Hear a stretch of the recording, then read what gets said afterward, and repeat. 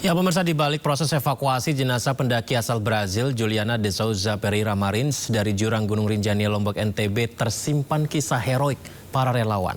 Agam Rinjani, salah satu rescue tim SAR, membagikan momen dramatis saat melakukan evakuasi bersama tim SAR dan relawan lainnya.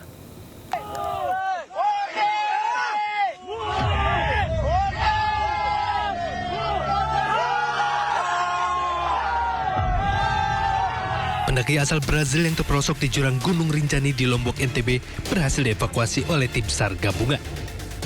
Salah satunya datang dari Agam Rinjani, anggota tim SAR yang membagikan momen dramatis saat ia harus bermalam di tebing curam sedalam 600 meter demi menjaga jenazah Juliana Marins.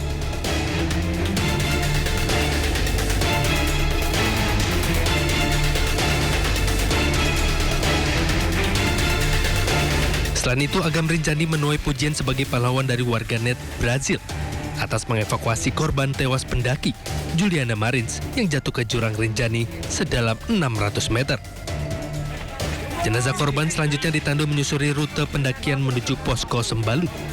Kemudian dibawa ke Rumah Sakit Bayangkara Polda Nusa Tenggara Barat menggunakan helikopter medis. Tim Liputan iNews melaporkan.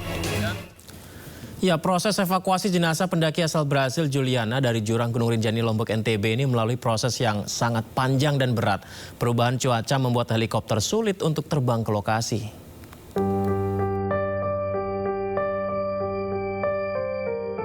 Beginilah rekaman drone dalam proses evakuasi dari tim SAR Indonesia yang diambil dari atas pendakian menuju puncak Gunung Rinjani, Lombok, Nusa Tenggara Barat. Gunung Rinjani memiliki bukit-bukit yang tinggi dan panjang, sehingga proses evakuasi jenazah pendaki Brazil Juliana melelahkan dan tidak mudah. Tim SAR gabungan harus membagi waktu antara berupaya memasang dan menarik tali untuk mengangkut jenazah dan beristirahat. Sebenarnya, tim gabungan terus mencoba menggunakan helikopter, namun cuaca yang kerap berkabut tebal dan bukit-bukit curam serta tajam menyulitkan petugas mengirimkan bantuan melalui udara. Petugas bersama relawan terpaksa melakukan proses evakuasi dengan manual menggunakan tali dan memanjat ke bukit-bukit menggunakan tangan. Proses evakuasi ini melibatkan puluhan orang. Seluruhnya bekerja sama naik ke puncak dan menarik tali yang sudah disambungkan dengan relawan yang berada di titik jatuhnya korban. Ya, sebuah proses evakuasi yang panjang dan melelahkan ya pemirsa. Tim SAR bekerja tanpa banyak bicara, menyusuri tebing dan jalur berbatu tajam menyiksa. Jasad Juliana pun kini telah tiba di Rumah Sakit Bali Mandara untuk nantinya dikembalikan kepada pihak keluarga. Namun di balik upaya keberhasilan yang penuh air mata, sebenarnya seperti apa medan dan tantangan di lokasi kejadian nyata? Kita gali lebih dalam malam ini pemirsa bersama dengan anggota tim SAR Lombok Timur, Samsul Fadli. Assalamualaikum, selamat malam Mas Samsul. Waalaikumsalam, selamat malam. Sebelumnya terima kasih banyak ya Mas Samsul sudah bersedia kembali. Beberapa kali Anda diwawancarai media-media dan masih tetap bisa berbagi bersama kami di Sindo Prime malam hari ini. Terima kasih. Mas Samsul, kami ketika mendapatkan informasi ini pertama kali ya, salah satu yang disoroti adalah protes dari netizen Brazil yang menyampaikan bahwa tim SAR ini lamban dan juga tidak memberikan makan minum kepada korban yang dari drone kelihatan sepertinya masih hidup gitu. Dan banyak yang menyudutkan tim SAR. Tapi kemudian ketika publik melihat situasi di sana ternyata sangat-sangat sulit untuk melakukan evakuasinya ya. Mungkin Mas Samsul bisa jelaskan terlebih dahulu seperti apa situasi medan di sana dalam proses evakuasi. Awalnya kami menerima informasi dari Taman Nasional Gunung Rinjani jam 9 pagi. 9 pagi? 9 pagi, setelah itu kami menyiapkan peralatan, bergerak menuju resort Sembalun. Sampai kami di resort Sembalun itu jam 11. Kami berkoordinasi di sana dengan kepala resortnya dan tim. Hasil koordinasi, tim sudah bergerak menyusul membawa peralatan vertical rescue 6 orang dari TNGR, Porter dan Guide. Setelah itu kami di drop di Bukit 3 sampai mobil terakhir. Setelah berjalan dari Bukit 3 sampai TKP itu kita sampai jam 18.30.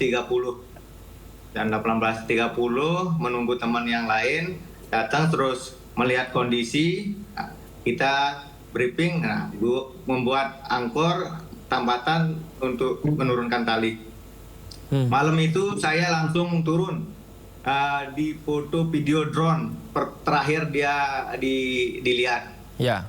Saya turun sebelum menyampe lokasi titik itu saya menemukan tracking pole-nya, terus senternya. Pas sampai di titik terakhir saya tidak menemukan korban.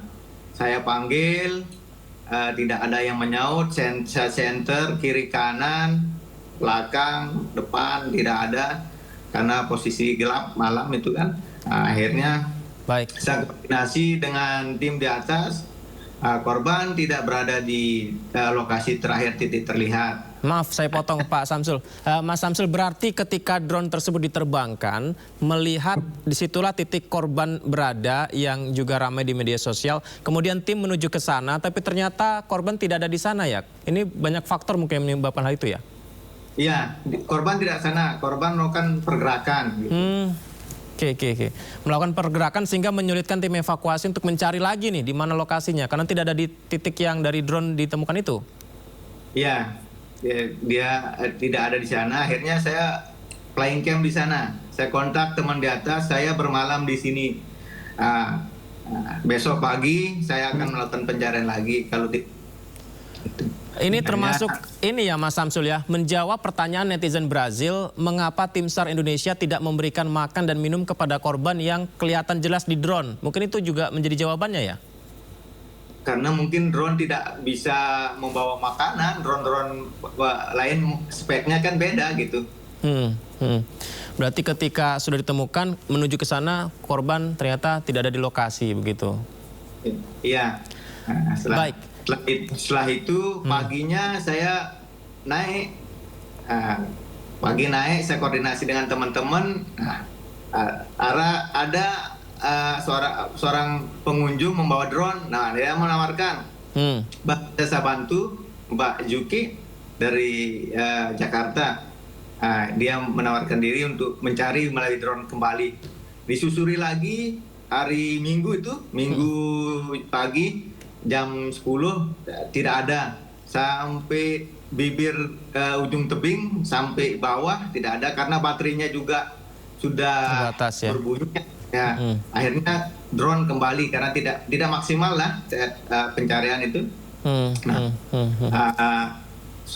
Sore kita mau melakukan pencarian dengan drone berkabut. Pokoknya dari setelah pencarian dengan drone pertama itu berkabut, tidak bisa kita melakukan pergerakan lah itu. Sebelum melanjutkan ceritanya, Mas Samsul, maaf saya potong lagi. Ini berarti tidak memungkinkan ada bantuan dari udara ya, Mas Samsul? Tidak memungkinkan karena cuaca berkabut. Karena saya lihat di media sosial udah disiapin tuh sebenarnya ya helikopternya ya untuk bisa digunakan, saya lihat di medsos. Iya, udah disiapkan. Baik, ini kita sambil melihat gambar tayangannya ya. Dari drone yang mungkin beberapa kali proses evakuasi ada drone yang memperlihatkan gambar dari atas lokasi bukit-bukit curam. Nah ini dia. Ini artinya dalam perjalanan menuju puncak saja tim SAR juga sangat melelahkan ya Mas Samsul? Ya, tidak sampai puncak. Tidak sampai puncak. Dia di bawah liter E. Posisi korban ini di Cemaran Unggal. Oke.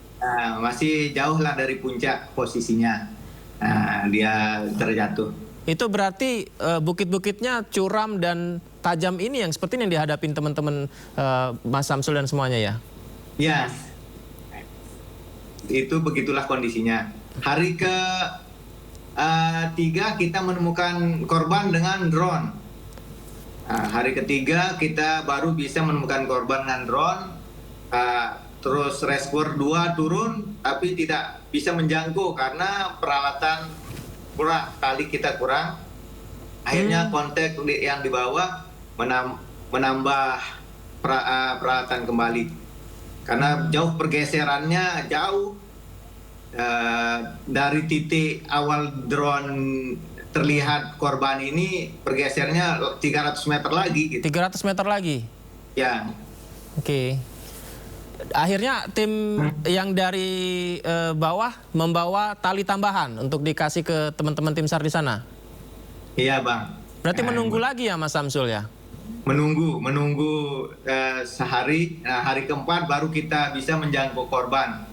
Hari keempatnya belum bisa juga kita evakuasi karena cuaca dan udah malam gitu. Suhunya berapa itu, Mas? Dingin banget pasti ya? Ya dingin lah, sekitar 5 derajat. Waduh. Baik. Ini tali bantuan tambahan datang, kemudian 4 hari kemudian cuaca mungkin sudah kondusif, lalu untuk menyelamatkannya gimana? Karena kan sulit juga ya untuk bagaimana membuat solusi tali untuk bisa mengangkat apa yang harus diikat dengan tali tersebut supaya kuat. Di ujung tebing itu kita membuat angkor lagi tambahan di sana. Kita membawa bor dengan terus hanger. Di sana kita membuat angkor, kita bikin 2. Nah, di sana baru kita rappelling menjangkau korban 200 meter. Dari ujung tebing itu 200 meter. Berarti tim yang memasang atau di titik pengikat si talinya itu ada berapa orang? Kemudian yang diputuskan untuk ke bawah ke lokasi jurangnya, ke lokasi korbannya berapa orang? Ya. Yang di ujung tebing kita 3 orang, itu dari Damkar dan unit SAR Lombok Timur. Setelah itu yang pertama turun menjangkau korban itu Bang Kapit dari Basarnas, kemudian Bang Tio Survival, saya dan Bang Agam. Berarti yang diposting Mas Agam, ada Mas Samsul juga yang sampai istirahat tidur di tebing itu ya? Ya, saya di dekatnya Bang Agam tuh di atas kepala. Ini itu gambarnya kami lihat ini. Jadi saya lihat ini ada 3-4 orang, berarti ini ada salah satunya Mas Samsul juga di situ ya? Ya, saya di atasnya Bang Agam itu di atas kepalanya. Yang ambil video Bang Kapit dari Basarnas. Mungkin bisa di-play lagi teman-teman video ketika di dalam tebing di pinggir jurang. Ini berapa hari Mas Samsul tidur di tebing ini? Sehari berempat, sendiri sehari. Hari pertama itu saya sendiri, hari keempat itu saya berempat. Ini ya? Nah, saya di dekatnya Bang Agam itu. Yang di sebelahnya itu ya? Ya, ini berarti posisinya sudah bersama jenazah ya? Sudah 3 meter di bawah kita.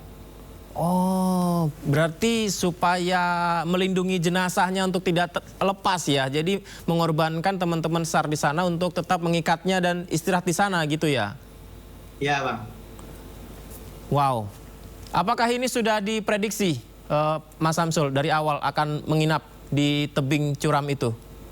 Sudah diprediksi Bang. Kita persiapkan segalanya, kita prediksi akan menginap. Karena kita melihat jarak tempuh dan cuaca gitu. Baik, saya tidak bisa membayangkan bagaimana beratnya ya proses evakuasi di sana. Tapi kita sebelum melanjutkan nih Mas Samsul, kita lihat dulu ya ada informasi mengenai aksi warganet Brazil yang sempat menyerbu akun Instagram Presiden Prabowo Subianto. Pimpinan DPR memastikan akan mengevaluasi proses evakuasi pendaki asal Brazil Juliana Marins. Berikut ini pemirsa. Tadi kami sudah sampaikan kepada komisi terkait untuk juga melakukan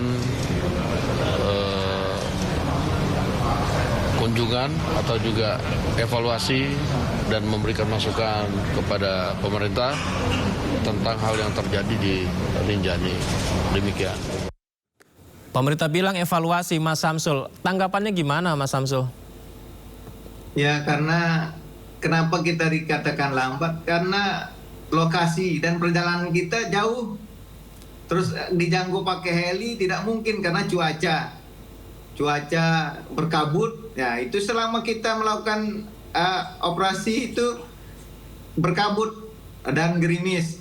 Gitu. Jadi tidak bisa dilakukan dengan helikopter. Kalau bisa helikopter memang cepat, tapi cuaca yang tidak memungkinkan kita untuk memakai helikopter. Ini saya sambil melihat proses evakuasinya juga sangat sulit sekali. Ini banyak yang mengirim pesan message ke saya di Instagram dan lain sebagainya di media sosial bertanya soal penyebabnya gitu loh Mas Samsul. Apa sih yang membuat korban Juliana ini, apakah terpleset apa gimana sih di sana? Nah, kurang tahu sih ya. Karena katanya guide-nya ini dia kelelahan terus ditinggal sebentar menyusul temennya yang sudah berjalan yang 5, nengok udah korban ini udah tidak ada. Mungkin salah jalur kah yang dilalui gitu. Tapi SOP-nya boleh nggak sih Mas Samsul kalau ditinggal seperti itu, seperti dari rombongan sebentar saya foto dulu atau gimana gitu, SOP di sana boleh nggak sih? Sebenarnya harus dia pakai 2 guide. Nah, dia membawa 6 tamu, guide-nya cuma 1. Sebenarnya harus 2. Harusnya 2 guide ya untuk memantau depan belakangnya gitu ya. Baik, Mas Samsul, kembali setelah akhirnya sudah mengikat jenazahnya di tebing, itu kan artinya 1 malam menginap. Nah, kemudian naik ke atasnya seperti apa? Ditarik dari atas berarti ya untuk bisa mengangkat jenazahnya? Iya, kita awalnya kita tarik bertiga. Oke. Saya, Bang Kapit dari Basarnas, terus Bang Tio, Bang Agam yang mendampingi korban. Kita tarik sampai dinding tebing. Nah, setelah sampai di dinding tebing, saya, Bang Tio dan Bang Kapit naik. Nah, dari sana kita bantu teman yang 3 orang untuk menarik, gitu. Dan akhirnya berhasil lah jenazah sampai di paling atas. Berhasil sampai di ujung pertama. Nah, setelah itu kita naik ber-8 sama korban, ditarik oleh 30 orang di atas. Sebelum ke sana, Mas Samsul, berarti ketika tim menemukan korban di bawah, itu apakah langsung turun ke jenazahnya untuk diikat talinya dan dimasukkan ke dalam kantong jenazah, atau seperti apa prosesnya? Pas sampai di sana, kita tidak memasukkannya ke kantong jenazah. Besoknya kita amankan, besoknya kita masukkan ke kantong jenazah, besok paginya. Kondisinya gimana ketika ditemukan pertama, Mas Samsul? Sudah banyak luka dan patah gitu. Jadi pada saat itulah diputuskan sepertinya harus diangkat langsung ya? Iya. Proses dari atas, dari Gunung Rinjani di tebing tersebut menuju ke lokasi amannya ini memakan berapa lama waktunya? 6 jam kita. 6 jam. Penerakannya sampai Punggungan 6 jam. Kita melakukan evakuasinya 6 jam. Itu digotong itu bersama tim SAR semuanya ya dari tebing itu ya? Satu yang mendampingi. 30 orang yang menarik dari posisi atas. Yang setelah sampai di ujung tebing yang pertama. Sebelum tebing pertama itu kita tarik 6 orang. Waduh, ini pengalaman pertama Mas Samsul atau sebelumnya pernah Mas melakukan evakuasi seperti ini di Gunung Rinjani? Sering. Sering? Israel yang puncak, terus yang di Torean Malaysia, Jakarta, yang di Punggungan, terus Surabaya, yang di Senaru, Lombok di jalur selatan, terus banyak lagi lah. Itu Mas Samsul terlibat semua untuk melakukan evakuasinya ya? Alhamdulillah selalu terlibat. Oke, berarti mungkin yang perlu untuk disoroti ataupun juga dievaluasi mungkin salah satunya adalah ininya ya Mas ya, bagaimana wisata yang sangat berisiko seperti ini di sana begitu ya, hal-hal seperti itu yang mungkin harus supaya pengunjungnya tuh memprioritaskan keselamatannya, mungkin lebih ke situ ya? Iya Bang, sebelum ke Rinjani pelajari, siapkan fisik, terus kalau memakai guide itu semisal kita 6 orang pakai guide-nya 2 orang. Baik, Mas Samsul, banyak yang ingin saya tanya, tapi sayang waktu kita terbatas nih Mas. Saya terima kasih banyak ya Mas sudah berbagi, dan yang Anda sampaikan ini setidaknya menjelaskan kepada masyarakat inilah kondisi sebenarnya tim SAR gabungan dalam proses evakuasi yang tidak bisa seenaknya ataupun semudah itu untuk memberikan makan, minum kepada korban yang dalam rekaman yang tersebar di media sosial untuk diberikan ya. Terima kasih banyak Mas Samsul atas pekerjaannya dan juga berdialog bersama kami. Selamat malam ya Mas.